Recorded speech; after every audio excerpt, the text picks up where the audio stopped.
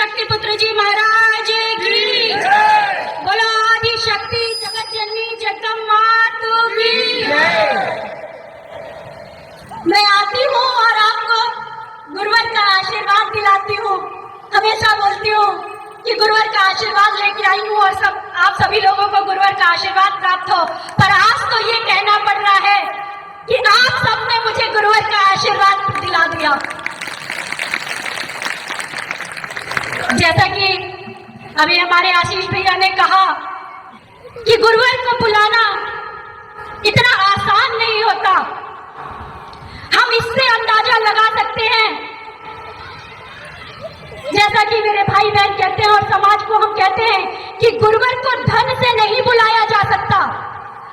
आज भी अगर चाहे किसी भी धर्माचार्य, किसी भी कथावाचक, किसी का भी कार्यक्रम करना हो तो पैसों से उनको किसी भी स्थान पर बुलाया जा सकता है व्यवस्था करके।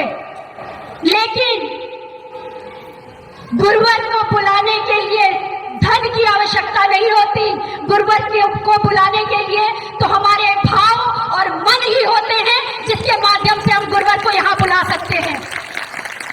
और इससे अंदाजा लगाया जा सकता है कि पिछले 4 वर्षों से मेरा जबलपुर में निवास हो रहा है।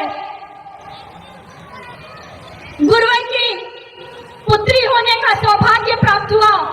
उनकी पुत्री होने के बावजूद उनको अपने ही इस आवास में बुलाने के लिए मुझे 4 वर्ष लग गए, तो अंदाजा लगाया जा सकता है। और उसमें भी मैं अपने भाई बहनों का, गुरु भाई बहनों का धन्यवाद करना चाहती हूँ, क्योंकि मेरे भावों के साथ उनके भाव भी जुड़े। जब मैंने यहाँ पर घर लिया तो बहुत से लोगों ने बोला कि आपने अपने घर का इनॉग्रेशन नहीं किया। तो मेरे मन में ये बात आई कि मैं करूं तो कैसे करूं।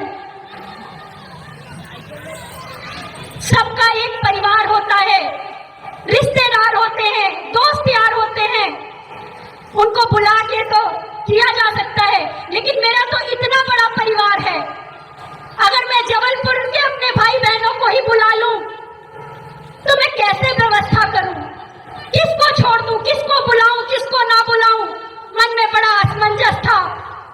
उस समय ये संकल्प लिया कि जब भी गुरुवर के श्री चरण जबलपुर पे पड़ेंगे, संस्कारधानी में पड़ेंगे, तो मैं उनसे निवेदन करूंगी कि वे आवास में अवश्य आए। क्योंकि मैं तो ये सोचती थी कि गुरुवर का जब शिविर प्राप्त होगा, गुरुवर का शिविर प्राप्त करना भी आसान नहीं था।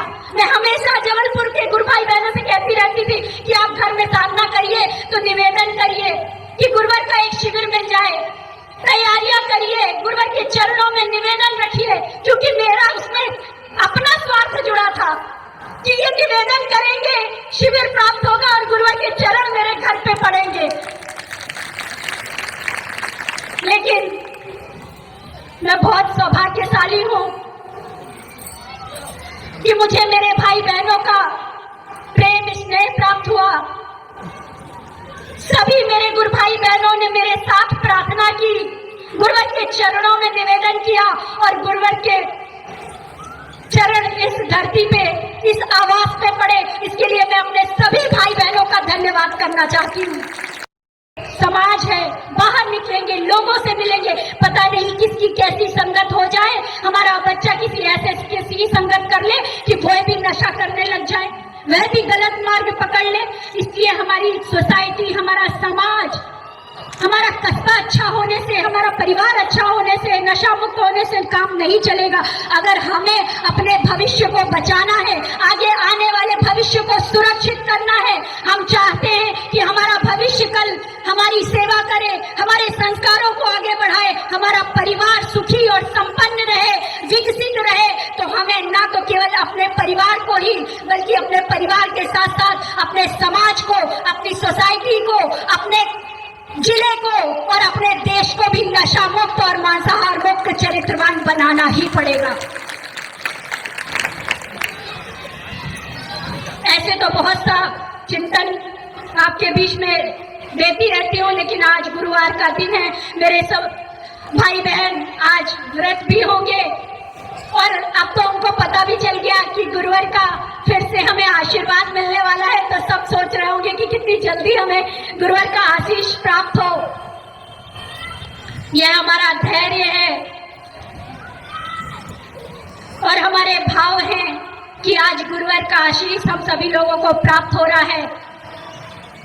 आज भी हम गुरुवार से यही मांगे कि हे गुरुवार, हमें इतना चेतनावान बनाना, हमें इतना धर्मवान बनाना, हमें इतना कर्मवान बनाना कि हमारे जीवन में भले ही कितनी समस्याएं क्यों ना आ जाए, लेकिन जो समाज कल्याण का प्रण हमने ठाना है, जो समाज को सुरक्षित करने का, सुव्यवस्थित करने का, संस्कारवान बनाने का, चरित्रवान बनाने का, नशा मुक्त, मांसाहार मुक्त बनाने का जो संकल्प हमने ठाना है, उसमें कभी कोई कमी ना होने पाए। गुरुवार, हमारे कदम जिस तरह से समाज कल्याण के लिए आज आगे बढ़ रहे हैं, वे निरंतर प्रतिदिन इसी तरह बढ़